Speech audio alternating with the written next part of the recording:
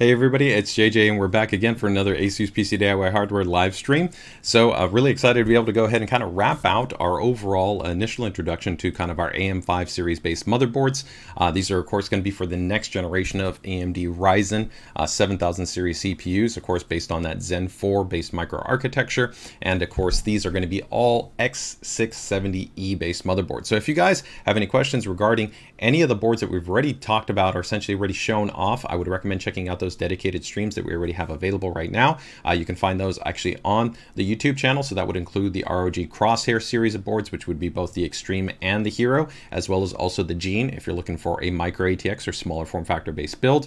We've also gone ahead and touched on the ROG Strix version of the motherboard, which would be that step down from our ROG Crosshair series. The Tough Gaming series as well has also going to be touched on. And we also of course highlighted the brand new mini ITX, the ROG Strix X670E-I Gaming. So pretty much kind of filled out all of the other boards, but the last two that we've gone ahead and of course announced as part of kind of this initial focus for X670E is going to be the Prime and the ProArt series. And so these are two of my personal favorite series, helping to kind of round out the entire portfolio that we offer. So whether you're going to be a gamer, content creator, professional, I think there's going to be a great opportunity here for you to find the right board with the right set of specifications, the right aesthetic for you when it comes to building a system based on Zen 4.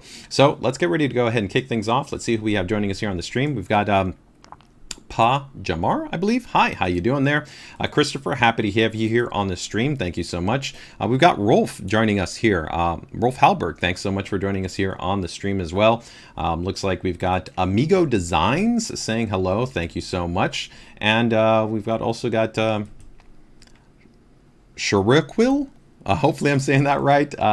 Thank you for joining us this stream as well. And we've got Mass 921 joining us here as well. So let's get ready to go ahead and jump into this. I don't want to take too much to be able to go ahead and jump straight into this. Now it's important to remember that from kind of the detailing that we can provide, I can provide you that high level specifications that we're going to have ASUS centric features. But of course, since we haven't yet gotten to the performance embargo, which would mean essentially the lift of the formal NDA that exists for anything that's performance related, I can't speak to any of those points like overclocking expectations or overclocking specific or certain performance related or specification parameters. Okay, and if you're interested in that, make sure to join us. Of course, we'll have a full dedicated launch live stream where we'll actually be comparing all the boards. We'll have overclocking, we'll have live feature demonstration. We'll be diving into tons and tons more when it comes to AM5. So don't worry, rest assured, we're going to have you covered one way or another. But this is just an opportunity to allow you to get kind of the first points of feedback when it comes to these brand new motherboards and helping to understand kind of where they sit in relation to everything. So let's go ahead and get ready to kick things off here. And let me go ahead and what do you guys say? First, feel free to go ahead and drop it in the chat. Do we want to take a look at the Prime or we don't want to take a look at the ProArt first? I think I want to go with the Prime. Historically, if you're kind of wondering about the product positioning that we have, Prime generally would be positioned slightly below our ProArt series, although they are kind of fairly comparable, right? In terms of the overall hierarchy, we have our Prime, we then have our ProArt series, and then we move into our gaming series, which would be Tough Gaming, which would be kind of the good. Better would be our ROG Strix, and then the best would be the ROG Crosshair series. Then sometimes there's a little bit of an odd man out, you could say, which would be the WS series of motherboards, which sometimes has mainstream series chipsets and sometimes also only sees release on HEDT platforms, like what you would have with WRX80 and Threadripper Pro. But for now, we essentially have 5 different series of motherboards. So let's see what we have. Which one's going to be first? It's going to be Prime. Prime sounds good. All right, I think we're going to go ahead and let's go with the Prime. So first question here before we jump into that, is the Prime like above, tough, or below? So if you're kind of wondering in terms of positioning, it actually depends. Historically, if you take a look at our Prime series of motherboards generally are going to have multiple variants, and this is going to be similar to Tough Gaming series. But for the board that we're specifically looking at, which is generally going to be our Pro class Prime board, that would generally have specifications that usually would be slightly above the Tough Gaming board. So technically it would be like slightly above, but it's going to be very, very similar. But there would also be some kind of technical specification differences in terms of kind of, let's say, audio-centric design, where the Tough Gaming audio design has certain enhancements that are designed specifically for gamers, where those same audio enhancements in that software suite would not be present on, take for instance, on the Prime series motherboard. But as a whole, generally, the Prime would come slightly in at a higher end spec. All right, let's get ready and let's go ahead and jump straight into this. So I'm going to go ahead and bring up the Prime board. Give me 1 second here to bring up the images. And Towards the end too, we will do kind of a little bit of consolidated comparison to kind of just review all the motherboards that we have within the AM5 lineup that we've announced for X670E. So we'll bring up images of the ROG Strix, of the ROG Crosshair, the Gene, and the Mini ITX, and we'll put them all kind of side by side. So if you kind of want to see that, we'll cover that. All right. So let me go ahead and bring up the board right here. Let's bring up the Prime. All right, here we go. So let's go ahead and jump into it. If anybody has any questions, feel free to go ahead and drop your questions in there, and we'll do our best to go ahead and get them covered right there. All right, so here you can see we've got the Prime X670E-Pro Wi-Fi, and that's already going to be a little bit different than what we had in the past. So one of the first kind of improvements that we've got for this generation is going to be the inclusion that generally this class board did not incorporate Wi-Fi. Many of our other solutions, especially within the gaming product line, pretty much had standardized Wi-Fi for quite some time, and on higher end, sometimes Prime-based SKUs, we would have Wi-Fi, but generally you would have kind of like a Wi-Fi, non-Wi-Fi based model. But specifically for this model, now Wi-Fi comes built in. So you're going to see a very consistent Wi-Fi experience and pretty much across all the boards you're talking about, because they all have Wi-Fi 6E and they all have at a minimum 2.5 gigabit LAN, and this board will also be maintaining that 2.5 gigabit LAN. Now if we take a closer look, you're going to see that this board is leveraging our new updated what we call space theme styling. I think it's got a really kind of bold, clean, fresh, modern take to it. It's bold, it's bright, it's going to be great for those that want to be able to go, of course, with white themed base builds, really complementary, and of course aligns with our entire white ecosystem. We have white chassis, coolers, fans, keyboards, mice, monitors, routers, graphics cards. We have really the most comprehensive white product ecosystem that exists in the industry. So definitely we can offer you a great foundation if that's kind of what you're trending towards, if you want to go within that. But regardless, if you want to go with that or you just really like the overall design and the feature set of the board, it's a great option. So you can see, of course, these little design cues with a little bit of that transparency and the silver that's there, along with, of course, those white accents. I think the overall board has a really fantastic design aesthetic. I even love just the subtle little touch of blue just right there that I think looks great. So you're also going to see, of course, with this being an X670E based chipset, that is AMD's highest end chipset for AM5,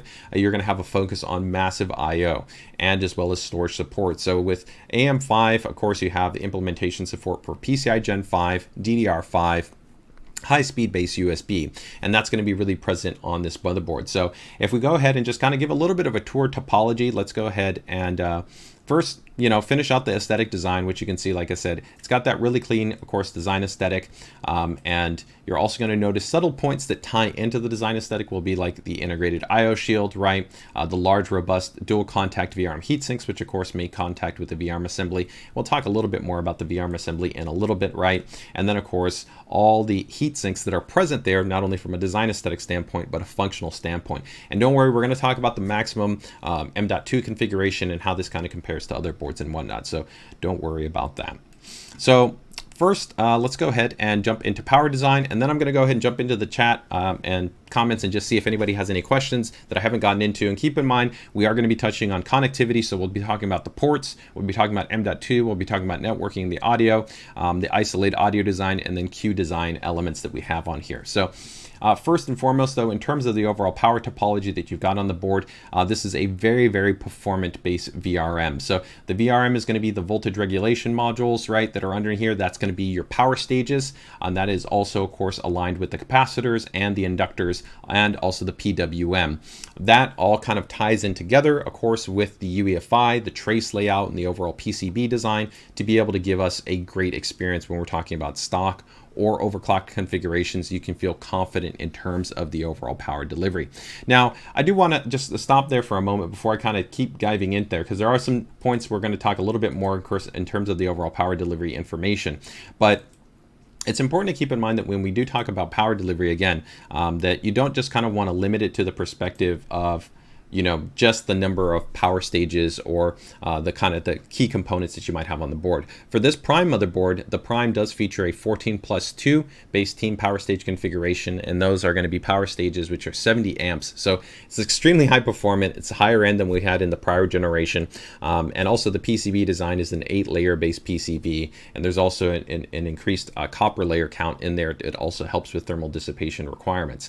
But again, I want to reinforce that when we talk talk about the overall kind of power delivery implementation on a motherboard, you don't want to just limit it the perspective at just being just those components, because really without a well-tuned UEFI, without the what are called auto rules, which the auto rules are how the actual UEFI works in relation to the power components and how the VRM is operating, and many other factors, you could have outstanding power delivery components, but you wouldn't necessarily have a great experience. And kind of the easiest way to think about this would be maybe like in a car, right? You could have, you know, a really high performance engine, but if you had poor brakes, you had poor body to rate ratio, you didn't have a good suspension, right? So many other pieces, all of those go into the overall performance and the handling experience, right? And so you have to really have a synergistic or kind of a holistic type design, right? So that is going to be the power delivery design implementation. And again, you can feel very confident. And for those of you that don't know what a teamed power stage approach means, that just means that in terms of that 14+2, sometimes people correctly will just say like phase, right? But technically what we're doing is the reason why we stipulate 14+2 and specifically the power stages is because we combine two power stages to work together, which is a team. And when they're working in concert together, it allows us to have much better what we call transient response, because with these high core count CPUs, especially with boosting to high frequencies, you want a power solution that has that ability to swing quickly and be able to sustain essentially that high level of power delivery at that. And now that AMD has gone ahead and confirmed models, we can actually touch on how that is going to kind of be a little bit relevant. So let's quickly just pull up AMD's product page, and in a moment, again, I will go ahead and jump into the chat there. But if we take a look right here, right, we can see AMD has gone ahead and disclosed information when it comes to the CPUs, right? So we have now confirmation, right? We have a 7950X, a 7900X, a 7700X, and a 7600X. And you can definitely see here that you're dealing with a similar kind of core count configuration, thread count that you had in the prior generation on the high end. So, 12 cores, 24 threads, or 16 cores and 32 threads. But you can definitely see there's been a huge increase right here in terms of not only the default TDP, but also these max boost clocks, right? So 5.7, 5.6 gigahertz. And so having a performant design that really can help to handle that swing up as you're boosting up is going to be important, right? All right, so before we get over to the next point, which is going to be connectivity, let me just see if we got any questions in there. So Martin's asking, how long until QVL lists for RAM and other components? Probably still a bit. That'll be in alignment kind of with the formal launch and specification, but it's always an important thing you do want to keep in mind with the QVL. The QVL is only a rough framework, right?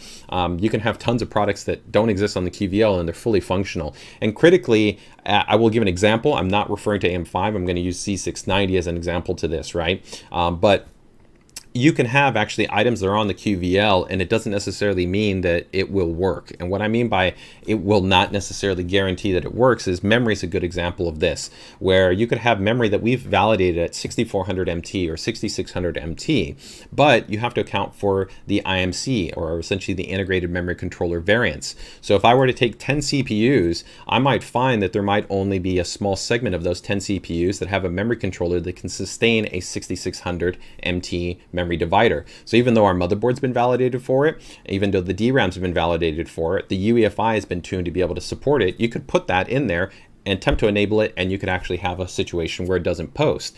And most users will falsely think that it's actually the motherboard that's at fault, but actually many times the limitation is the memory controller, because you're actually overclocking, and you're overclocking beyond the margin. So the QVL helps to reinforce that something has been validated in terms of working and a potential configuration, but it doesn't provide necessarily the full level of information that you would always want to know from a concrete perspective. Although it is a good metric in terms of helping to layer confidence in terms of something that at least we've tested and we know that has essentially been confirmed to be working in one permutation, right? And this accounts for other things like storage and USB-based devices and other items like that, right?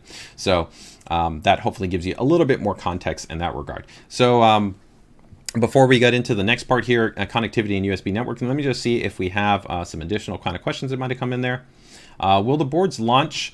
So stay tuned for a specific announcement in terms of how we're going to be coordinating with AMD. We are, of course, the world's largest motherboard manufacturer, so rest assured our launch strategy will be in alignment with AMD's launch strategy. Okay, so that's all I can note on that. Product pages, similar, same thing. They will go up as we actually get to the product launch. Okay.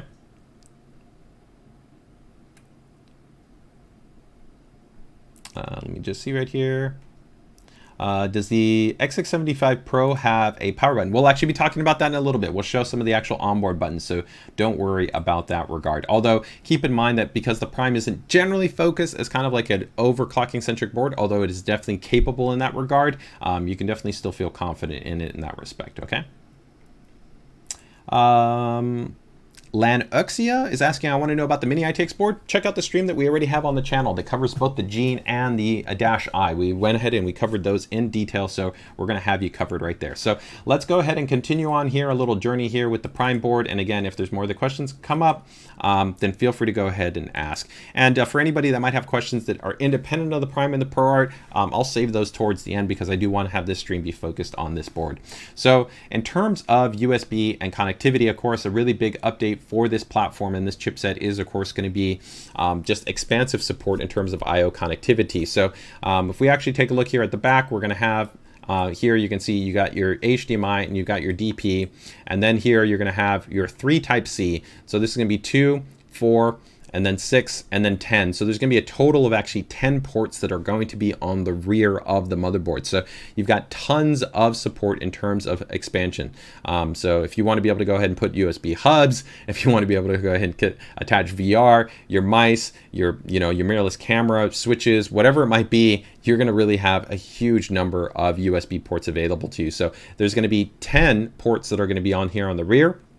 And then when we talk about actually internally on the board, there's actually a total of 9. So if we take a closer look in terms of the actual I/O layout that we have right here, we've got an internal, of course, USB-C that will be here on this board. Now keep in mind that this is going to differ from some of the higher end boards. The higher end boards like the Crosshair Hero will offer support also for 60-watt PD charging from this internal port, because there'll be a supplemental 6-pin power express connector on this board.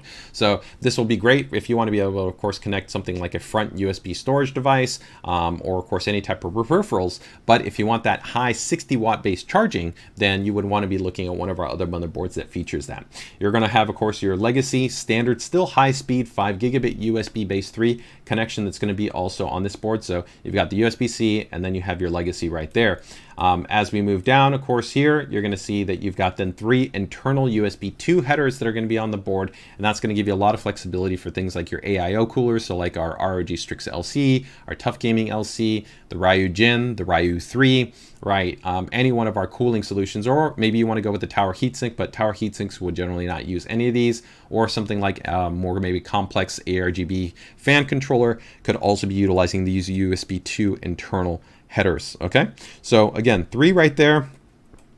Then you've got your USB 3 legacy, and then you've got your internal up-to-date USB 3.2 Type-C internal header that's going to be there. And then again, on the rear right here, you're going to have a total of 10 ports. Okay, now there is also going to be a difference in terms of the core specification that we have when it comes to that rear port. So on some of the other motherboards, so again, if we take a look at some of the higher end boards that you have available, you will have 40 gigabits that will be present on the rear of the motherboard. On the Prime, you'll have 20 gigabits and you will have 10 gigabits. So that means you still get extremely high performance connectivity, right? 20 gigabits is still 4 times that of 5 gigabits. Most users, based on our polling, only have a 5 gigabit based device. All peripherals, anything like that, they don't even use 5 gigabits. So 5 gigabits really is only going to be applicable to something like an external high-speed storage drive, like our Aerion, which is only 10 gigabits. So 20 gigabits is already twice that. So you get quite a bit of speed. But if you're going to want even the fastest type of speed, the ProArt that we're going to be talking about will have USB 4, so that means 40 gigabits. And of course, Crosshair boards as well are also going to be featuring 40 gigabits, although the Dash I does also have a 40 gigabits. So this is where you have that little bit of the difference between, let's say, more of that, let's say, the kind of the good and the better, as opposed to you go into the best, just goes into that next class of connectivity, right? So again, staying here at the focus on the rear of the board, we've got 2.5 gigabit LAN that's going to be present on here. Okay, and then you've of course got Wi-Fi 6E. That is fully compatible with Wi-Fi 6. So if you do not have a Wi-Fi 6E router, it will still work. This also does provide the Bluetooth 5.2 based connection. So if you want to use that for peripherals, if you want to use it for a headset, different types of Bluetooth enabled devices, you're good to go in that respect. You also do have that USB BIOS flashback button that is also on the board. And again, for the display, you do have the HDMI and the DP, and that differs a little bit from, again, from the ProArt or from the Crosshair series, which they will also sometimes be featuring USB-C ports that feature display alt signal. So that means that you can actually run display out from the USB-C port. Okay, so that is going to kind of give you that little, again, comprehensive kind of breakdown when we talk about the connectivity. Now, we haven't gotten to storage. We'll be talking about that in a little bit. So again, to recap, that's 10 ports on the rear, 3 Type-C, 20 gigabits and 10 gigabits, and then 9 internally that are going to be on the board, along, of course, with that internal Type-C. And networking, again, 2.5 gigabit, and then, of course, Wi-Fi 6E and Bluetooth 5. And then in terms of the audio here, of course, we maintain the isolated audio design. This is Crystal Sound on our Prime series. That is going to be an S1220A audio codec, so it's quite solid. It's a very good audio codec. It's actually the same classic codec that we used to have on ROG before the ROG boards got updated. And of course, ROG, though, does also feature an ESSA DAC. The Strix series also has a higher performing Savitech amp, which works in conjunction with the ALC audio codec that we have on there. But still, if you're using an analog based headphone, it's very solid. It's going to give you clean, generally noise-free based experience, right? You still have automatic headphone impedance detection on there. You still have a supplemental software suite that's present in there. Shielding, of course, for the audio codec, along with the isolation, kind of the audio moat that we have there, and the audio grade capacitors are going to be present. Now, keep in mind, if you're using a digital-based kind of headset, something like our ROG Delta that we have here, or you have, you know, HDMI or optical-based speakers, or some other kind of permutation, those are digital pathways, so they will not be influenced by the analog audio design that is present on the motherboard. So do keep that in mind, okay? So that wraps up in terms of connectivity, networking, and audio. The next section that we're going to get ready to go into is going to be storage and M.2 PCIe expansion. But before I get into that, let's go ahead and just see what questions we might have come up in there that might be present there within what we've detailed already. So Gev is asking, will these be available at launch time or later date? Sorry, might have missed that in the stream. So no worries. Yes, the Prime is a key focus model for us, so it's always part of our launch, essentially, availability. So once we get a little bit closer to the actual launch date, we'll have a little bit more kind of information in that regard. And rest assured, on the actual launch date for AMD, which aligns with CPU availability, we will generally have a full disclosure on our AM5 product stack, what you can expect in terms of release availability. But the Prime SKU, very much like our Hero SKU, is a focus SKU model for us, so it's generally launch time availability. Okay. Andrew's asking about when we get B series. So AMD, of course, have 4 chipsets as a whole, right, that they've made an announcement for. We're not talking about any other chipsets, so you're going to make sure to go ahead and keep it tuned. I believe AMD did communicate that October you'll see more information regarding B series. So rest assured, ASUS is supporting, of course, AMD comprehensively for the AM5 platform, but we're only talking about X670E here. Okay.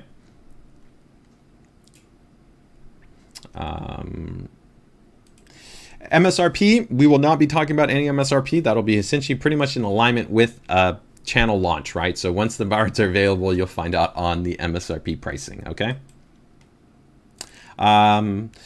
What's the PCB layer? I did actually note that a little bit earlier. So this is an 8-layer PCB board, which is pretty similar. Keep in mind that layer count has, I don't want to say it's no longer kind of really relevant, but it's kind of really gone up exponentially. It's part of the reason why boards have also just become more expensive, as we also are improving every single key element on the motherboard, right? You've got higher performing power delivery. You've got more M.2 expansion. You have PCIe Gen 5, PCIe signaling requirements, right? And DDR5 signaling requirements, plus more I/O, right? But this is an 8-layer based PCB, and then we have, of course, a copper layer that's also present in there. But take, for instance, like on the ROG Crosshair series, they feature a more advanced, even specialized 8-layer low loss PCB, and then essentially even a further quantity of copper within the actual layer count as well. So they are kind of even taking it to the next level in that regard. But again, this is a very high quality PCB and power topology that we have present on this motherboard, okay? So let me just go ahead and start here. Just see. PCIe lanes, yes. So thought I did note that, but let me go ahead and recap that there. We're going to be talking about storage in a little bit, but yes, X670E for all of the motherboards, you're going to get PCI Gen 5, of course DDR5, and we will be offering PCIe 5 for graphics and for at least one M.2. But we're going to talk about the M.2 configuration in a little bit. But on every single one of the motherboards, even Tough Gaming, you will be getting PCI Gen 5 for graphics and for M.2. I do believe some other competitors have done it a little bit differently, where they're having maybe some boards that might only have just like PCI Gen 5, but they might not give you one or the other, right? But at least for us, across the board on all these X670E, you will at a minimum, at least I always have one PCIe slot that's PCI Gen 5, and then one M.2, which is PCI Gen 5, okay? All right, let me just see right here. Okay, let's just see if we got a next question right here. Thunderbolt, no. So there's no Thunderbolt on this motherboard. Again, if you do want be able to have kind of the highest speed-based support, then you would want to check out some of the other boards that we've talked about, which have USB 4, which would be, I'm going to be talking about the ProArt in a little bit, which will have USB 4, and then also our Crosshair series has USB 4 also on those boards. But for the Prime and for Tough Gaming, their maximum is going to be 20 gigabits, which in reality is really, again, fast. I would love to even know, do you even have a 40 gigabit enabled device? Most users really do not. Even Thunderbolt users, they don't generally even have a device that is actually saturating a 40 gigabit base pipeline. Amigo Designs is, does USB 4 allow for video, and does it need an external cable like on Thunderbolt 4? So it's a little bit different, because keep in mind Thunderbolt is still different than USB 4. USB 4 does allow for interoperability with Thunderbolt based devices, but as always there could be some factors in terms of driver and firmware compliance on that Thunderbolt enabled based device. But essentially USB 4 does allow display over Type-C, right? So a display alt signal, as long as that's labeled essentially on the port, then you would have that. So again, on like our Crosshair series or like on our ProArt series of motherboards, if you see that it says USB display alt, then that would mean that it supports a display over that Type-C port. If not, then you would utilize the HDMI or you would utilize the DP port, okay?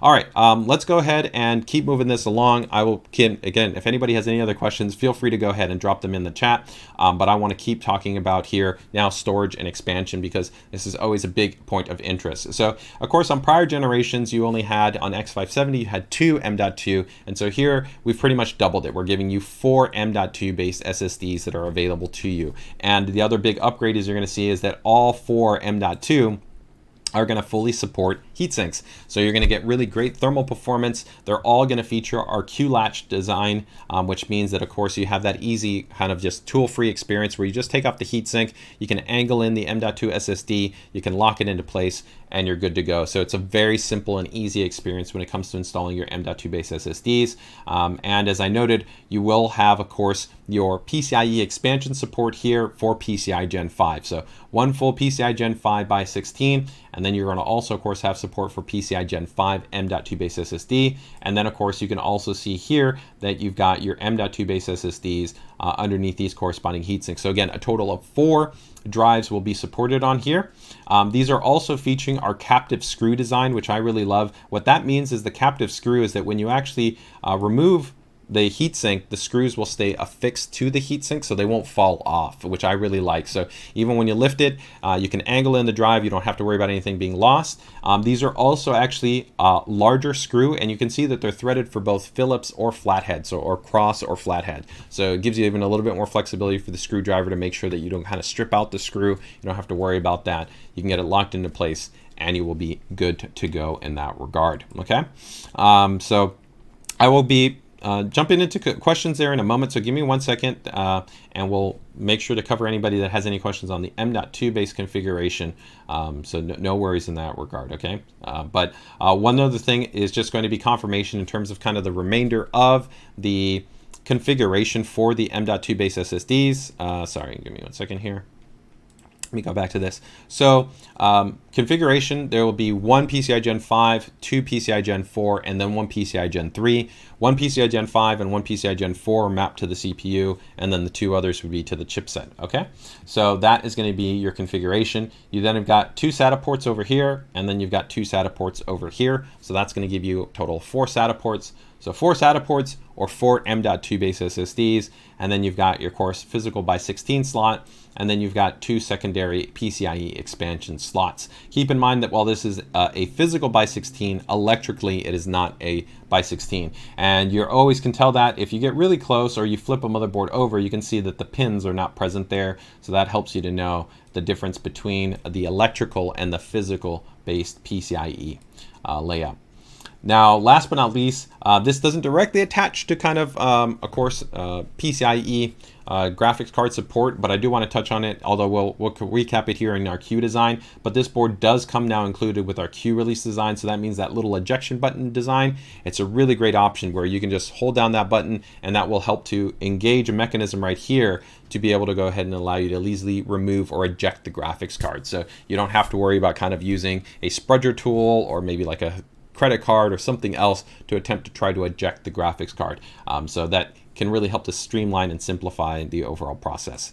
So next up, we'll be talking about the audio design here in a little bit, but let's again go ahead and check to see if we have any questions before we get into the next part. We've got a question, will an EVA GPU work with all these boards? Yes, although we definitely have our cards, and I would say that I think our cards are better. I'm biased, but check them out. We've got ROG Strix, we have Tough Gaming, we have our Dual series, we have our KO series, we've got Phoenix series, so we have an amazing series of graphics cards. But yes, any standard PCI Express enabled graphics card will work if you install it in that graphics card slot, okay? Let me just go ahead and see here. Zena's asking, can we use RAID? I can't comment on that. That's a chipset specification, so you're just going to have to make sure to keep it tuned to the formal launch where we can talk about RAID configuration. We'll also talk about options that we will have in our UEFI environment, like always, to hopefully help to streamline that experience for you, okay? Will the motherboard come in white? This is really one of the most popular boards for people that are white themed builders, is this board. So, you know, even though you see some of that black PCB, especially once you put like a white graphics card in there, you really don't see anything on there. And that similarly kind of goes for the DIMMs there. So it's going to be a great choice if you want to go for a white themed build, okay? ETH is asking for pricing, no pricing. So make sure to keep it tuned there for the launch, okay? Nori S is asking, will we ever see a Q release retrofit? No, you won't see a Q release retrofit. Partly because it's just the way that the latching mechanism has to be designed for the actual Q release slot, and kind of the way that it interconnects. It's not like an easy type of option to kind of retrofit. So there's no plans for anything like that. Okay. Just see here. Any other quick questions before we get to the next part?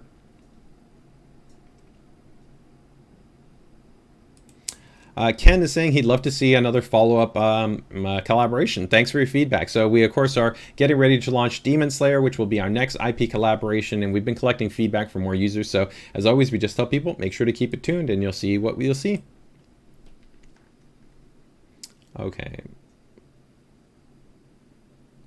Any other quick questions? AP's asking, is there going to be a PCB with white? So generally, no. There's a lot of reasons for that. There's actually a lot of complexity in terms of attempting to produce white PCB. A lot of people don't understand that it's not purely just making it white, right? When you design PCB, you actually have to account for signal quality analysis, and you have to account for production yield. There's a lot of different factors. This is even why the Maximus Formula board, right, which was for a lot of people considered a fully white board, we did the white through an actual shroud that's on the motherboard and not through the PCB. So there's actually a lot of complexities that even again, when we go to white GPUs, like our white graphics cards, they're not featuring white PCBs, okay? So it's not, I would say realistically practical in terms of utilizing a white PCB, at least for current generation based designs. You know, as always, we are evaluating, kind of seeing about that. But the reality is that right now we have so many builders that are already utilizing our current kind of white themed based motherboards for white builds and have really no issues. They look absolutely fantastic. So there's very little value in terms of attempting to kind of further make a PCB entirely white. All right. That being said, let's go ahead and move over here into the isolated audio design. Okay, so we talked about this a little bit earlier already, right? So this is what we get Crystal Sound 3.0, right? So this is an S1220A audio codec, audio grade capacitors, fully isolated audio path, right? You have, of course, your multi-channel line level audio out. You have your HD audio header that is going to be on there, and you will be good to go. So you have a nice high quality audio based solution on there. Again, this is analog based design. So if you're going to be using a USB based headset, or you're going to be using an external USB DAC, or you're going to be using optical HDMI, none of this is going to be relevant, right? It will bypass that. But if you want to be able to just plug in, you know, your headphones, be able to get a good experience, definitely you get a nice step up from, of course, having a lower performing audio codec, but then secondary to that, of course, that isolation path really helps to mitigate things like noise and hum that would historically be present there prior to this type of design, which of course we were the first ones to implement on motherboards, and it's now pretty much become the industry standard. So that is the isolated audio design. And then kind of getting ready to wrap things up here before we get ready to jump into the ProArt based motherboard, we have the Q design elements, right? So for Q design, I'm just going to touch on a few different ones. So this board, of course, maintains USB BIOS flashback. So that means that you don't have to install the CPU, the DRAM, or the graphics card. Literally just connect the power. You plug into a compatible USB port, which is going to be this port right here. You plug in your flash drive, you hold down that button, and it will low level update the UEFI to the newer version that you have on the flash drive. We also have, of course, our Q DIMM design, which means it's a single-sided latch design, which makes the installation and removal of graphics cards easier, as well as installation of DRAM easier because it only needs to latch in on one side. For ARGB connectivity, it's quite nice. So you actually have an increase compared to the prior generation. So you're going to have one header that you can see over there, and then you've got another header over there, and then you have another header over there. So you've got quite a number of headers. I think there's actually another one over here too. You've got the QLED, which will be in this corner, which will be a 4 LED diagnostic array, which will be for your CPU, for your DRAM, for your graphics card, and for your boot device. The Q release, which is that easy ejection design for your graphics card, right? Of course, the Q latch, which will be for that easy M.2 based installation, will also be on this motherboard. So a lot of kind of just nice design points. And then of course the last one there is the Q shield, which of course is going to be just an improved experience in terms of installation. There's no IO shield to forget in terms of your installation, and it's better in terms of ESD and EMI. So overall, that is a nice addition there. So that is going to wrap up the Prime board. We're going to get ready to go ahead and check out the ProArt X670E-Creator Wi-Fi. I'm going to put these two side by side first, and then we're going to drop back to the image to the Creator. Again, if anybody has any remaining questions on the Prime, feel free to go ahead and drop them in the chat. And if I didn't answer them, I will do my best to go ahead and get into them. So give me 1 second right here to bring up our Prime board and our ProArt side by side, okay?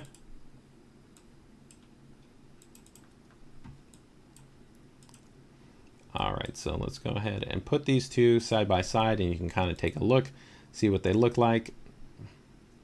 They both are fantastic looking boards. So here you can see this is going to be the Prime right here, and here is going to be the ProArt. And you can really see where the key difference is that the Prime, of course, has really got that bold and bright aesthetic, right, with white and silver. And then here with the ProArt, you really have that refined, kind of clean. A lot of people feel very classy design aesthetic where you've got black, a little bit of nice kind of diffused smoke design right here on the IO shroud, and then just a little bit of those gold accents to be able to kind of elevate that premium feel that has kind of been a hallmark within our ProArt ID design. So I think they both look really fantastic, really great looking boards, but stylistically they're quite different, and of course they look quite different than Tough Gaming or even ROG Strix. So let me go ahead and throw the Tough Gaming in here just for kind of a contrast, and then we're going to dive into the ProArt based kind of design features, function specifications, and whatnot. All right, and I will still go in there in the chat here before we get it started and just see if I missed any last questions on Prime. All right, so let me go ahead and bring up Tough Gaming here.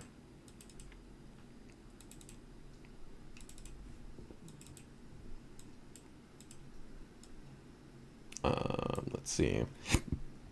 It's a little bit tricky because we got to put kind of like 3 of them side by side here. I'm going to put the prime in the middle just to add a little bit of a wrinkle. All right. So let's go ahead and put those 3 side by side right there. So here you can take a look at the ProArt, the Prime, and the Tough Gaming. Should have kind of made this PNG, so it just is all black in terms of consistent, but I think it looks still fine. So again, you can see with the Tough Gaming, it has the new Tough Gaming vector iconography, where it's pretty much almost all monochrome. So it's actually, quote unquote, blacker than the ProArt board because you have predominantly just black on the board and then just a little bit of white accenting that's here. And then RGB, it's very similar to the ProArt. The ProArt has no RGB lighting on it, and the Tough Gaming has essentially no RGB lighting except for this one little tough RGB lighting zone that's down there in the bottom corner. And of course, you can turn it off if you don't want it. So if you want to go team dark, then you can be team dark, team, no RGB. But if you want to be team RGB, then you can of course get it all lit up and you can be good to go. So let's go ahead and quickly take a look at questions before we take the dive in here on the ProArt Creator board. Okay. Oh my goodness, so many comments have jumped in there. All right. Do any of these boards have boot status indicator? Yeah. So if you missed it already, I already showed, of course, on the Prime. The Prime has the 4 LED diagnostic array. That would be the same type of design that is also going to be on the ProArt board. If you want something like a more formalized debug LED, right? I think they're a little bit overvalued because the reality is you can't see them once you put it inside of a chassis. And they also are not foolproof because the reality is that any type of debug is contingent on certain post-routine information that's being essentially displayed. And so you can actually have a post-do display tell you it's an error on memory, and it's not memory. It could actually be your memory controller. So you keep thinking your memory is the point, but actually where your issue is in maybe an IMC that's weak, right? So again, all these utilities, as far as like a QLED or even a debug LED, have to be used sensibly in terms of you understanding correct troubleshooting. But to your point right here, yes, we have boards that have, a debug LED if you want a more fancy, debug display. Okay. So just look for the board in question. And again, we've already covered those boards in a prior stream. So that's that. Let me just see any other questions right there. Hex is saying, interesting. Normally the ProArt looks better than the Tough, but I think the Tough looks better this time, the Tough Gaming. Okay. Let me see right here.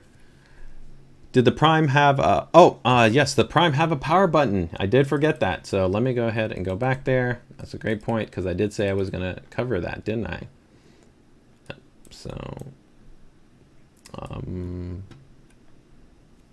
let me go ahead and actually there was another item that I didn't cover on there, so I do want to cover actually on there. But no, the Prime does not have a power button, so that is something to keep in mind. But I did also not note right here, right, that the Prime does also have a thermal sensor header that is on the board. You'll also, of course, see, it does have a power button, but it's not the power button that you would normally kind of look for, like let's see here, that would be like on the crosshair board. Let me actually show you the difference here. Give me one second if I can bring up the crosshair board and we'll put these side by side and I can show you the difference because it's not in the standard kind of location. There is a button, so I guess if you really wanted to power on the system like in a benchtop configuration or something like that, it is there. It's just not in the traditional layout, okay? So let me go ahead and just put these again side by side and I'll make it a little bit clearer here. Okay, so here's the crosshair board, and so you can see the crosshair because it's very OC centric, enthusiast centric, right? It has a nice big kind of start button right there. Here, if you were to look on the Prime, it does not have it, but there is an actual button. It's just right here. It's a very small little button right there, okay? And then there's also a clear CMOS that's also right there. So we do actually give you a little bit kind of enthusiast level control because we do know there's actually a fairly popular amount even amongst like HW bot benchers that do like the Prime series, maybe just because it's a little lower price point. You still get a very good design on the motherboard, but you do have a power button. You can't see it right there. Sorry, I don't have updated images, but there is a power button and then there's a clear CMOS. There's the TB header that's right there, and then there's the thermal sensor header, okay? But it is a little bit nicer, kind of dedicated right here where you've got the retry, the flex key, and the start button all on the crosshair, okay? All right. So let me just see before we get into the ProArt. Any other questions right there? DDR5 compatibility, I'm not sure what you want me to note on there. All these motherboards are only DDR5 based, so there's not really much to talk about that. I can't go into more technical details on that until the performance embargo launches, but rest assured, we'll definitely be diving into that regard. But of course, all these boards support DDR5, and ASUS is the #1 DDR5 validated memory partner. So we stand very, very proud of that fact, okay? Okay, all right, let's go ahead and go into the ProArt. Again, if there's other questions that I missed, just feel free to go ahead and re-throw them back in the chat, and I'll do my best to go ahead and get back to them when I can, okay? So let's go ahead and just dive here into the ProArt. And again, for any kind of wondering on positioning in terms of the ProArt, right, the ProArt would be positioned above the Prime series and above the Tough Gaming series, okay?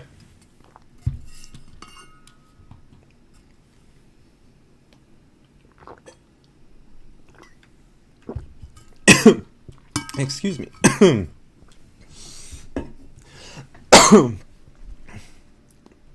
All right. Sorry about that. All right. Okay, here we go. Okay, so here we have the ProArt. You can see already, we of course talked about the overall design aesthetic on this board. Pretty straightforward in terms of kind of having that really nice, clean monochrome design, right, where it's predominantly black. You have a little bit of the kind of those nice angles on there, a little bit of slat finish, the diffusion, and the gold, right? So I'm not going to kind of spend too much time on that. In terms of the overall power delivery implementation, it's fairly similar right here. You have, of course, large, robust VRM heatsinks that are going to be on here, so you don't have to worry about, again, stock or overclocked. You're going to be very confident in terms of that. The power delivery design is extremely high performant. It's actually a little bit higher end. Let me see if I have a secondary image on this ProArt. I don't know if I think I do, but let me see if I do. Give me 1 second. If I do. Okay, nope, I thought I had a second one that I was going to be able to pull into, but no.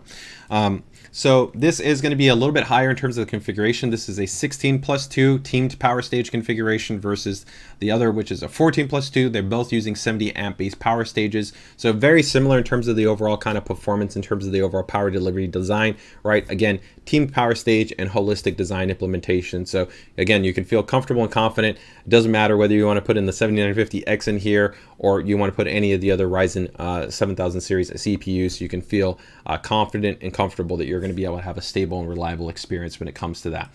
Okay, DDR5 is going to be present on this board, of course, as well. This is going to be complementary, and all of the X670E are also going to be covered in that regard. So here for connectivity, this is where we're going to dive in a bit more, where there's definitely going to be some differences in terms of the overall board's configuration. So the actual board will be featuring more in terms of the overall port count. So when we talk about actually the ProArt will be having 3 class essentially of USB high-speed based connectivity. So you'll have 40 gigabits, you'll have 20 gigabits, and you'll have 10 gigabits that will be available to you on the board. You're also going to have the HDMI and DP, right? You will see though that this actually does give you DP in. So this board will be a little bit kind of special in terms that it will give you some more flexibility, that if you want to run from your actual display out and then run through the board, pass through out, then you'll have some more flexibility. So there will be some additional options that wouldn't be traditionally present on our standard boards in terms of the kind of specifications for the rear display configuration. So again, this board will have 40 gigabits, 20 gigabits, and 10 gigabits on there. Total count, let me double check right here. I think I have my quick note that I want to reference, but it should be, yes, 11 ports on the rear.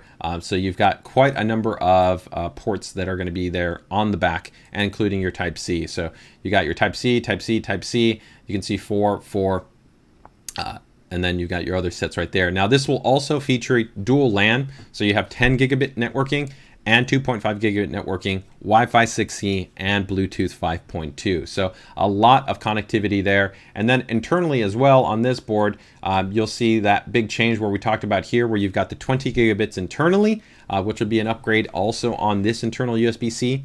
And it also supports here through the supplemental PCI Power Express connection, it'll give you 60-watt charging.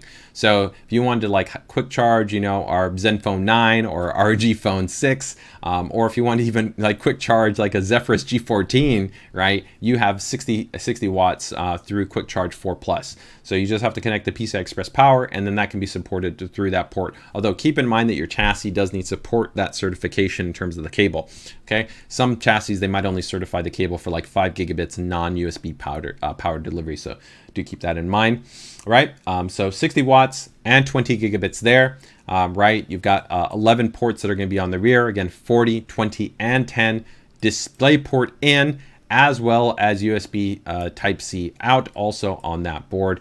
Then 10 gig LAN, 2.5G LAN, and Wi-Fi 6E and Bluetooth 5. Okay, so it is quite stacked. You then also have, of course, your standard USB 3 legacy header, and then you've got your 3 internal USB 2 headers. So this board definitely is going to be packed, and it's probably going to be the strongest value. I think the ROG Strix-E is really impressive in terms of the overall I/O, but it doesn't have 40 gigabits. So if kind of like you don't want to jump into, let's say, the ROG Crosshair, and you don't need kind of the more specialized gamer-centric or overclocking-centric design elements, and you really are focusing on expansion and I/O, the ProArt is probably the best SKU for you to consider in this regard, okay?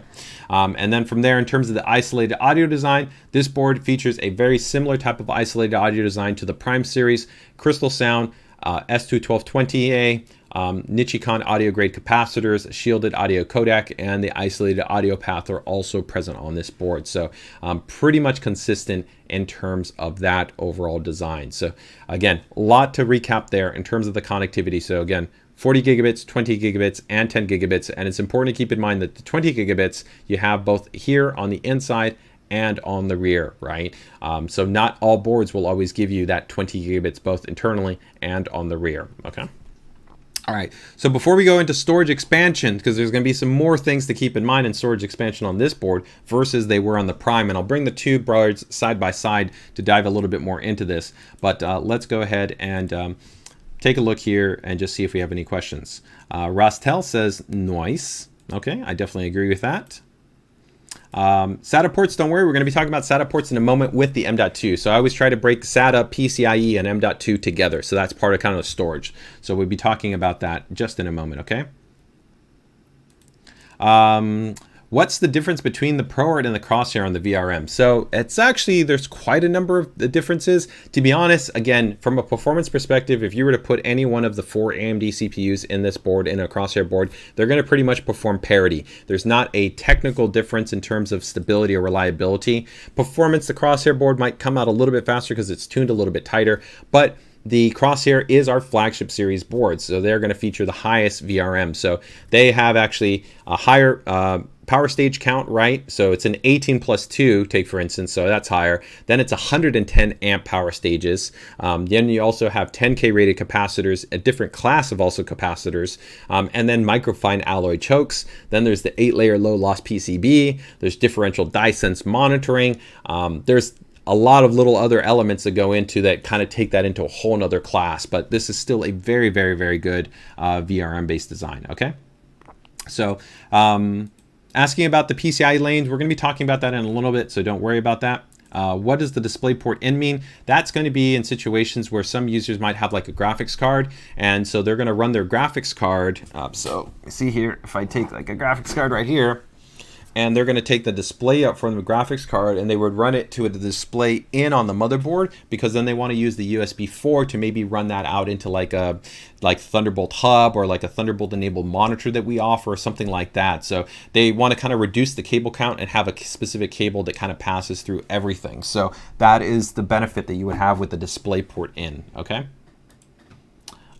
So let me just see here.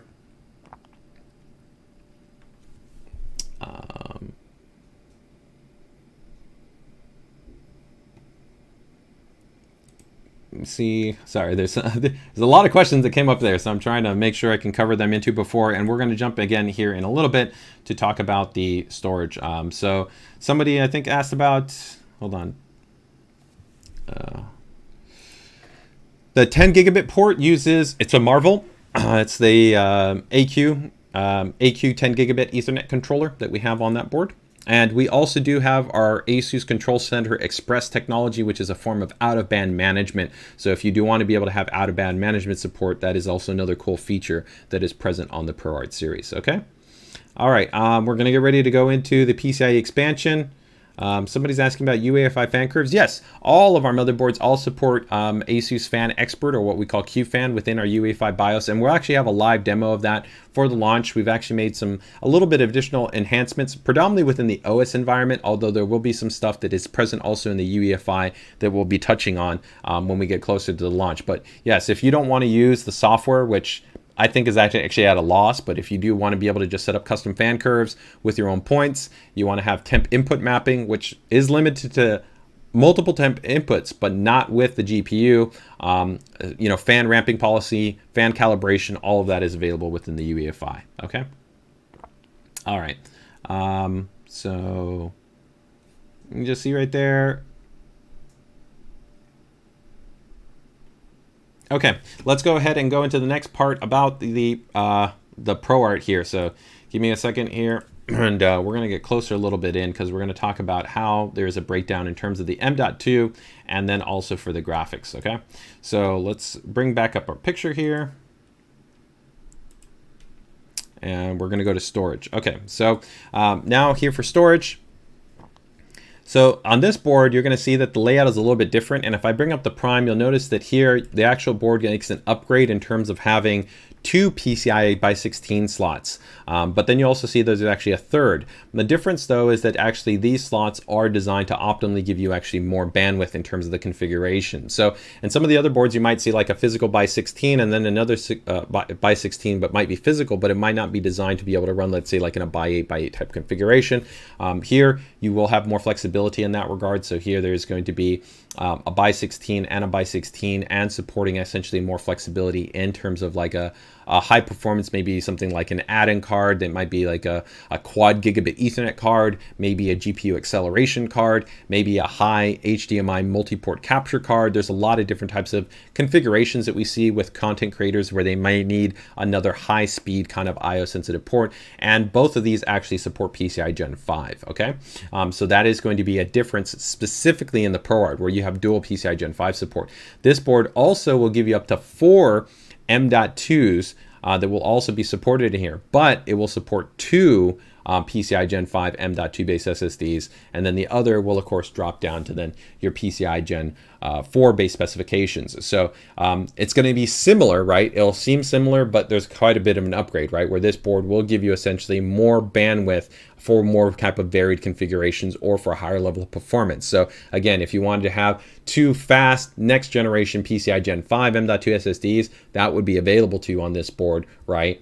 Where on, let's say, the Prime, you would only have 1 PCI Gen 5. Now, the reality is that most workloads and most gaming configurations, even a lot of content creator workflows, they don't use sustained saturated load to the drive. So you don't really use a lot of the sequential based performance, right? Most drives generally operate actually around SATA speeds, if not lower, when you talk about normal queue depth and normal kind of reads and writes. But if you're doing a lot of heavy transfers from one drive to another, you're doing maybe a lot of batch conversions, you're doing a lot of those things, there can, of course, be benefits to having those higher sequential based performance for those drives. And that's where, of course, the ProArt shines, because that's its intended audience, right? So you have dual PCI Gen 5 PCIe based support, and then you have PCI Gen 5 dual support for M.2 with a total of 4. And again, all of the slots are all, of course, heat sinks. So you have heat sinks for all of the drives, and they all also, of course, feature that Q release technology, so that you want to be able to easily go ahead and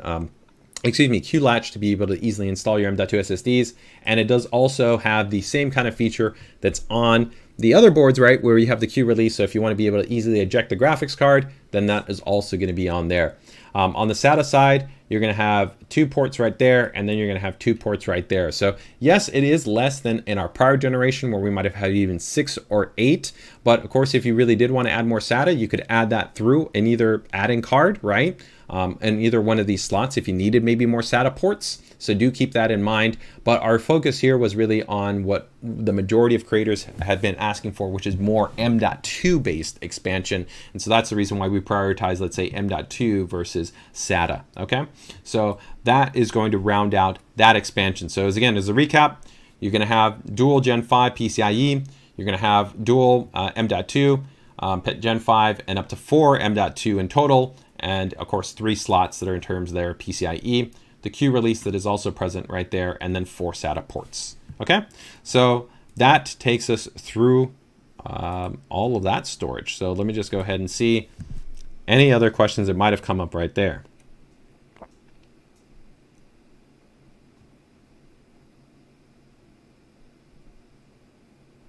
So somebody actually, yeah, it looks like they're pointing out about 10 gig LAN. So yeah, 10 gig has really been enabled here for really kind of creators and professionals. So we have, of course, 10 gig switches, we have 10 gig add-in cards, we have 10 gig routers. And really where we see most users that adopt 10 gig is specifically because they have an infrastructure environment. So they might have like a 10 gigabit enabled LAN. They might have a 10 gig system enabled, right? So they might even have 2 of these systems, or they have another system and they add a 10G card and they want to have point-to-point 10G networking to transfer files.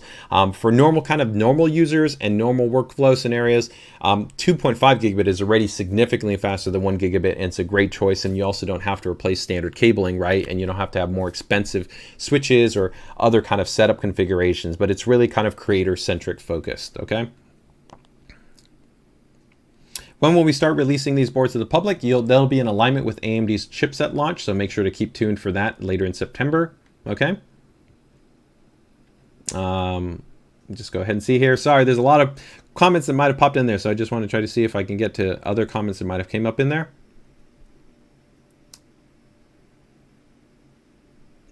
Somebody was asking about the PCIe next to the 24 pin, right? So I did note on that earlier, that 6 pin right there is the supplemental power that is required if you're gonna pass 60 watt charging for the 20 gigabit internal USB-C port. If you will not use the 60 watt charging, you do not need to connect this power connector, okay?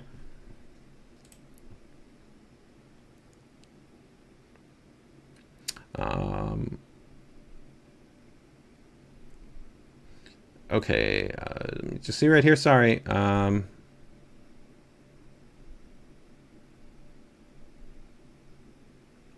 there any Pearl Rival? If you had a question, let me know, okay? I will try to answer it. I don't know if I missed your question, but if you have one in there, feel free to go ahead and let me know, and I will try to jump into it. So let's see, Halgari, sorry if I'm saying that. Can you explain to me the market segment that is targeted by Strix, Crosshair, and ProArt, etc.? Yeah, so again, to recap, let me go ahead and bring up actually all the boards right there. If anybody now has, because I think we've talked about all the points that I wanted to on the ProArt board, right? And we're differentiated. Let me go ahead and actually bring up all the boards and we'll kind of put them side by side. If anybody has other questions, again, either in relation to the Prime or the ProArt, let me know and we'll go ahead and we'll jump into them. If you have kind of other comparative questions, and we can also try to answer those a little bit, but again, we have dedicated streams now on all the other boards that we've dived into, so we can definitely get into that. So let me go ahead and just kind of bring up the segmentation series. So first, I guess I can touch on our gaming series, and then I will touch on our non-gaming essentially series, okay? So let me bring up here our gaming series, okay? So we're going to bring up Tough Gaming, because Tough Gaming is going to be our entry into our gaming series. Then we're going to bring up the Crosshair Hero, which we'll do. And I'm going to bring up the non-RGB version because that's my favorite look for the Crosshair Hero. I think it looks really nice in that regard. Okay. And we'll bring up the Dashie. Let's bring up the Dashie and we'll shift them around right there. Okay, great. And Dashie right there. Okay, perfect. So here you can see, so this is kind of like what we call the good, better, best segmentation strategy.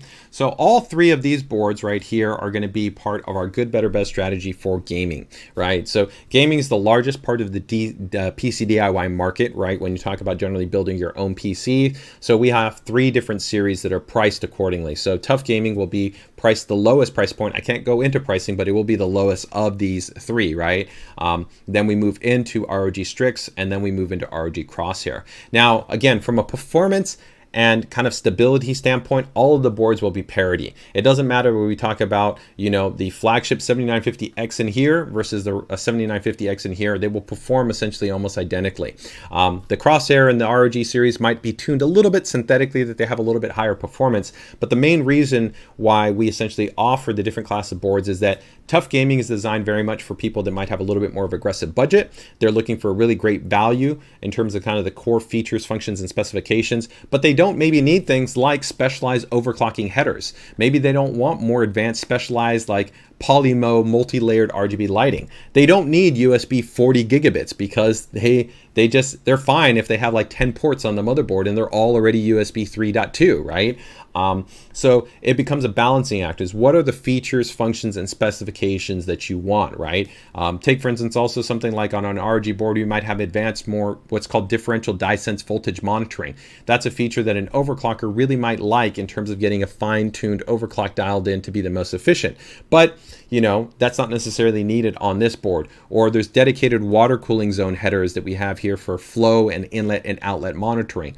Or the Crosshair also has an ES Saber DAC and amp that's built on board, where if maybe somebody's spent, you know, $200, $300 on a pair of headphones and they want a better audio experience for those more premium headphones, they'll value that. So that's kind of the fundamental difference here, is that that's the good, better, best strategy. All of them will give you a stable and reliable experience. They all give you great overclocking experience. They all offer PCI Gen 5 for M.2 SSD, PCI Gen 5 for graphics, DDR5 support, isolated audio design, at least at a minimum 20 gigabit and 10 gigabit USB, 2.5G, and Wi-Fi 6E. So from that base spec, it's great already. But of course, there are users that maybe even want more specialized features, more specialized functions, more ports, right? This one has 13 ports that are on the rear, right? So that's just some of the difference.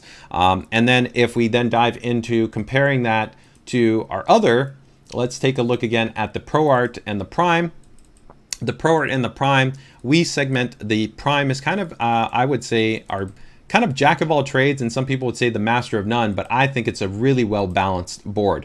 So the Prime is generally kind of referred to as kind of like our stalwart series. So it's a great representation of ASUS's kind of overall product design. It has a lot of our core features and functions and technology. It's really well balanced in terms of the core specification. It of course has a different aesthetic design, and we kind of say that it's a great board for all types of users, for creators, for gamers, for productivity enthusiasts, science and simulation, you know, animation. It doesn't matter, right? It really kind of can fall into a wide range. And it will generally be positioned underneath the ProArt series, where the ProArt series is specifically tailored towards professionals and creators, people that are going to be working on their systems for content creation. So animation, photography, videography, right? Illustration, you know, web production, right? Video production, all those type of workflows. And that's where you see more specialized elements, things like the 10G based networking, the high speed USB 4 support, right? The more expansive storage support configurations, the dual type of PCIe layout configurations. So that's where you see the difference. While those people generally will not overclock, we still do make sure that the kind of the VRM and the power topology is very complementary to at least the same class, if not even a little bit more than the Prime series there. So you still get a very performant, high quality experience there. So again, doesn't matter which CPU you put in there, you're gonna have a stable and reliable experience. So hopefully that helps to break that kind of question down for you regarding kind of the segmentation and the design. Okay. All right. So Paul's asking if you need Thunderbolt, forget AMD. So I would make sure to just keep it tuned. We'll have some more information specific to kind of Thunderbolt implementation on certain boards, but do keep in mind that Thunderbolt 4 does support interoperability with Thunderbolt. I do preface that though, making sure that Thunderbolt devices still may potentially need certain drivers, or they may need even firmware updates for kind of hand-to-hand shaking for kind of optimal experience. Thunderbolt normally requires its own interoperability validation that it goes through for kind of the idle experience, but USB 4 can work with a Thunderbolt enabled device, okay? And we have done testing in that regard, okay?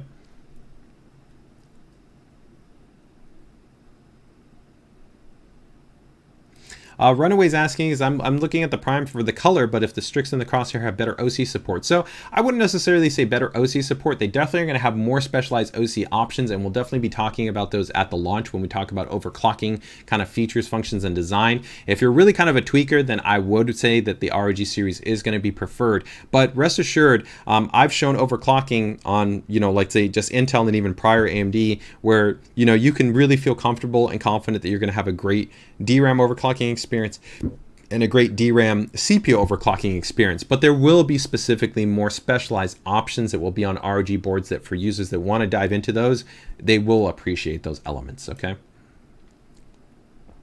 All right. Is the ProArt positioned on the same level as the Strix? I'd say somewhat similar, but in some ways it's still higher end, right? Because the Strix board, keep in mind, the Strix board doesn't come with 10G LAN. It doesn't have some of that same M.2 based layout configuration, although it can support still 4 drives, right? And it doesn't have like USB 4.0, right? So there are some elements. So it's a little bit closer. This is the reason why we don't necessarily try to say that one's better, but in terms of kind of specification, there is some spec that is on specifically the ProArt that positions it up. But there are some elements on the Strix that are going to be better. An example, this could be like the audio. The audio on the Strix board is a little bit better. It's a little bit more tailored. And that's just because we find that there's more gamers that have better headphones that might want that edge. So that has the ALC 4080 and the Savitech amp, where the Crystal Sound 3.0 is just the S21220A with its own integrated op amp, and then of course the audio grade capacitors, right? Okay. Well, AMD Expo. So AMD has made an announcement in that regard. I can't get into too much of the overclocking centric details because Expo is an overclocking related centric technology, but rest assured we'll have full information regarding how ASUS is going to be supporting DDR5 on our boards at launch, okay? Paul Murphy's asking, any Mini ITX boards? Yes, we have a dedicated stream that we already did that covered that. So I'm just going to go ahead and try to give us another 10 minutes here to just answer any kind of remaining questions that anybody might have. But let me just go ahead and show this. This is the Mini ITX. Yes, we do have an ROG Strix Mini ITX board for X670E. So this is the ROG Strix X670E-I gaming. It's a very challenging design in terms of this board because of the nature of the chipset design and the socket. But it is a very high performance based offering, a lot of really cool features. And again, we have a full deep dive on specifically this board and the Gene board that you can watch on YouTube.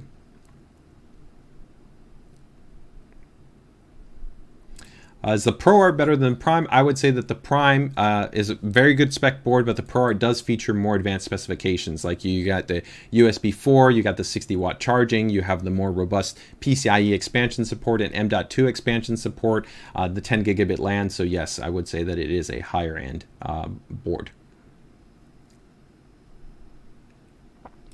Somebody's asking, what special features will USB 4 take advantage of? So that's a kind of complicated question. Really, I think the main benefit of USB 4 for most users, the reality is just that it's more bandwidth, right? So right now, most USB ports are going to be 5 gigabits, and then you already have higher speed ports that are 10 gigabits, and then you have 20 gigabits, but USB 4 can provide, of course, up to 40 gigabits. So that allows you to really have a very high level of performance for external high-speed based storage devices. If you think about it, maybe in the future with things like direct storage, who knows, maybe with, ultra high-speed drives, you could be running external volumes real time externally. You, of course, can support more robust types of devices that also will require more bandwidth. So an example of that is as we get even into devices that have higher polling requirements. So as you get into like 8K based polling, ideally it works better on high bandwidth based ports. So there could be things along those lines. Sometimes people confuse USB 4 to always ensure higher power delivery. That's not necessarily the case because as I've showed it there, with take for instance like the 60-watt power delivery, you actually have to have supplemental power to be able to provide that. I'd say the immediate main benefit for most people in the future will just be more bandwidth. Okay, but you also have that display port over, USB-C, which is nice, but that can be achieved right now without being USB 4. And it's most beneficial to most users generally either like in a small mini PC or like in a laptop than it is on a desktop because people will use discrete graphics cards.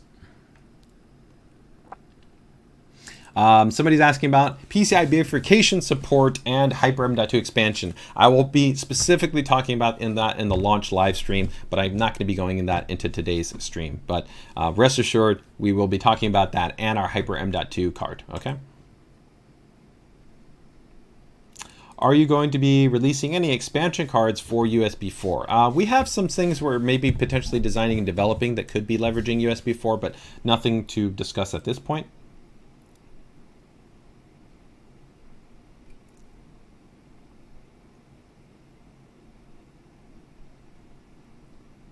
Amigo's asking about X670 PCI lanes. So the PCI lanes are defined by the chipset and by the CPU, but as always, the important thing is you have to account for that quick switches and the way that kind of lane mapping works is that can vary. So as I showed an example of that with like the ProArt board versus the Prime board, even though you have the same number of lanes that are provided from the CPU and the same number of lanes provided from the chipset, right, you have differences in how that's ultimately implemented physically on the board because there are cost differences in terms of the actual topology and the actual hardware requirements to put that onto a motherboard, especially when you talk about PCI Gen 5, which, the further that you move away from things, you have to have essentially, additional redrivers, and there's a lot of other things that kind of go into that affect that process. So it's very important that depending on the permutations of your build and how you kind of want access to what specification, that's where you'll want to be evaluating kind of one board versus another board. Okay.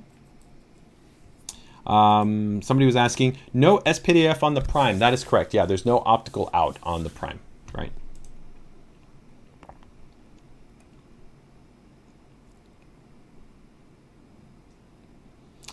Devin's asking about future CPU support. So I can't comment on future CPU support. I know AMD did touch on that they will be looking at, of course, their Vcache CPUs that we'll be releasing, and they did announce support. So all I can defer is that tell you is that ASUS stands committed that we will work with AMD. Any software updates that they issue to allow for interoperability, we will, of course, support in that regard. So as always, just make sure to keep it tuned for any announcements from AMD and from ASUS respectively when those times come. And we talk about actually UEFI releases actually on a weekly basis in our PC DIY group, as well as on our weekly PC DIY hardware stream, which is on Fridays. Okay.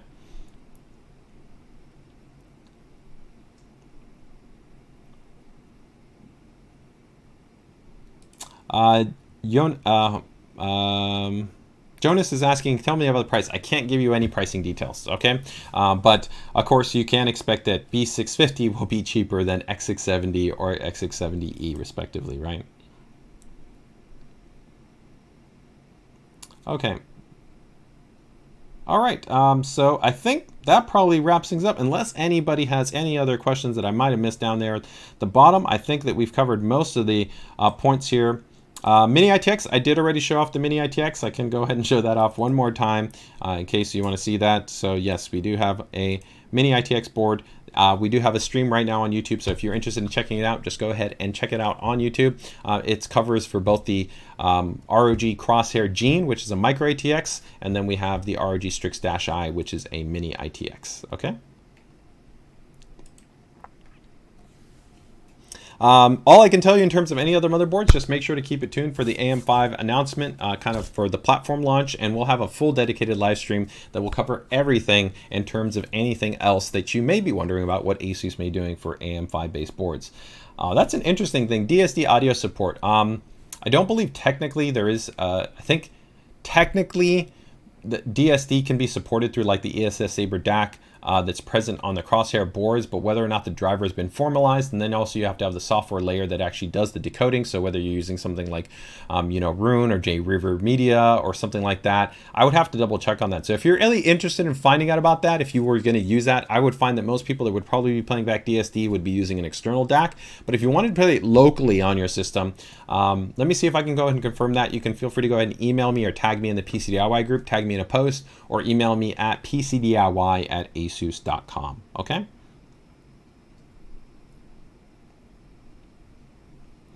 Do I LAN? Well, I haven't been out too much because of the pandemic, but I did just recently head out to our Canada event where we had a great kind of little LAN gaming session that we do there. I am a fan of definitely some games that are played on a LAN. I'm not a big fan of competitive shooters. I do play them just to be able to kind of keep up to date, but my favorite genre is definitely action RPG, RTS, and simulation, and I really also like racing games. And I like a lot of indie games too.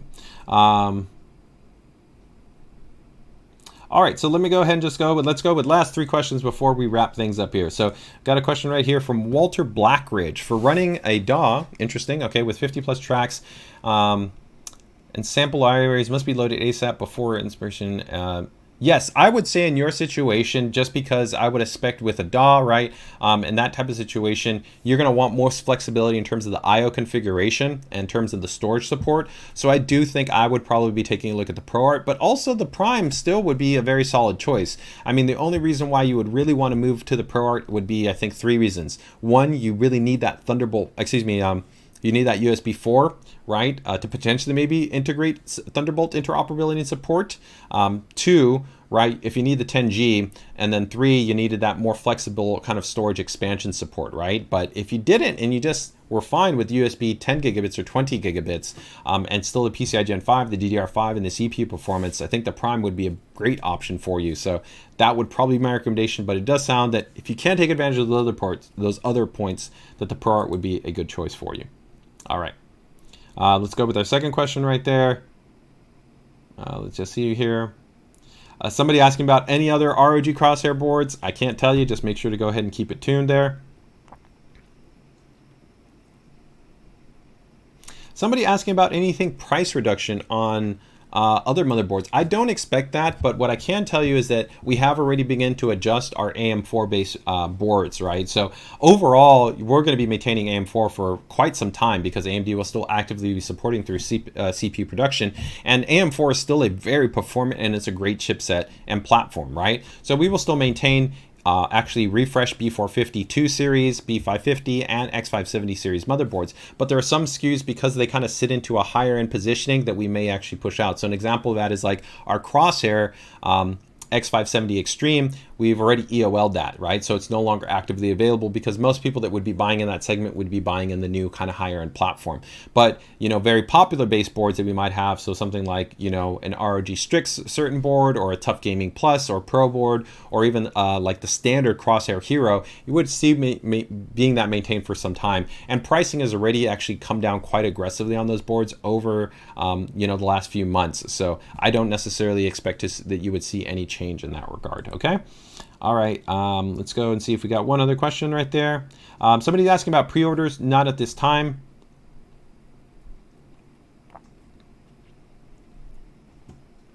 How many? That's a good one. Yeah, I always like answering that question. Somebody had a question there on, I think, fan headers. Did I see somebody ask about fan headers on the motherboard? So let me see. I don't know if in my image I can clearly show it right there, but let me see right here. Where did I see that? Yeah, so somebody was asking how many fan headers on the ProArt. Fan header has quite a number of fan headers. So you have 2 primary fan headers, which will be for the CPU and the CPU OPT, which are referred to as the CPU and CPU optional. So that's great if you're running like a tower heatsink, or you're running like a 240 millimeter based like AIO cooling solution. And the CPU OPT mirrors the primary CPU fan header, but you could also put a PWM fan splitter cable on there if you want to have like 3 or 4 fans from just that one header. That's applicable to any of the CPU or the CHA headers. You also then have 1 AIO pump header, which is specific to AIO based pumps. And then you have 5 4-pin PWM fan headers. So quite a number of fan headers on there. So in total of like your core fans, that's 7 fan headers, and you could easily multiplex that out to more just by, like I said, adding in like a, you know, something like a PWM fan splitter hub, like one of these, you know, you just plug that into one of the PWM fan splitter hubs, and then you could have, you know, 3, 4 more fans that are connected to 1 fan header. Okay. Let me see if I can, I'll confirm that too on the Prime. The Prime is, I think, pretty much the same. It's just 1 less. So it should be 2 CPU fan, CPU OPT, 1 AIO pump, and then 4 versus 5 chassis fan headers. So Prime would be 4 chassis fan headers, and then the ProArt would be 5 chassis fan headers. Okay. The Prime though does have a water pump header. Okay.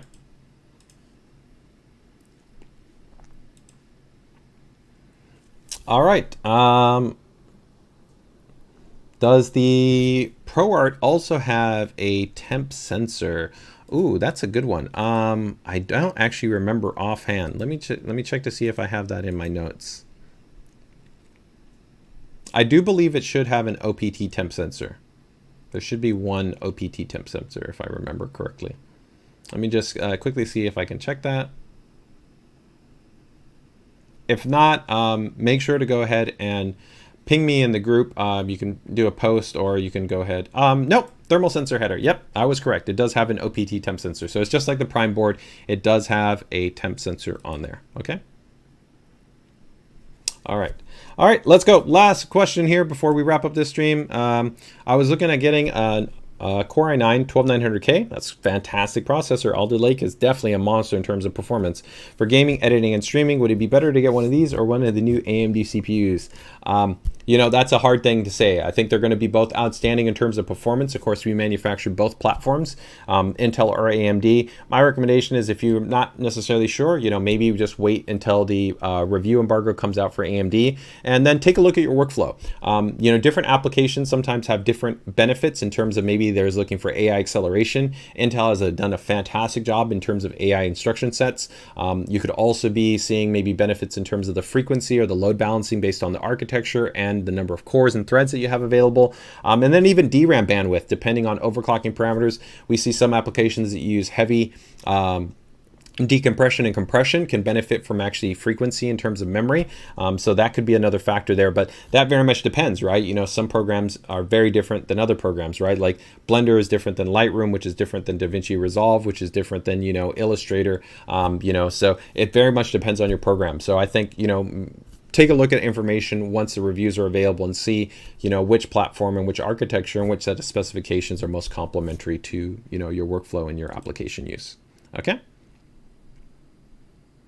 All right, guys. So can I say hello? Hola, ¿cómo estás? Thanks for joining us on the stream. And if anybody has any other questions, feel free to go ahead and check us out in terms of the ASUS PC DIY group. It's linked in the description. I'm the admin there. You can go ahead and drop in any questions, and also make sure to join us on our weekly PC DIY hardware stream, which is at Fridays at 3 p.m. So that wraps up our AM5 kind of first look preview for all of the current motherboards that we've announced. If you have any other questions, like I said, drop them in the PC DIY group, and we'll do our best to go ahead and follow up. We also have featured announcement posts for the boards that are there.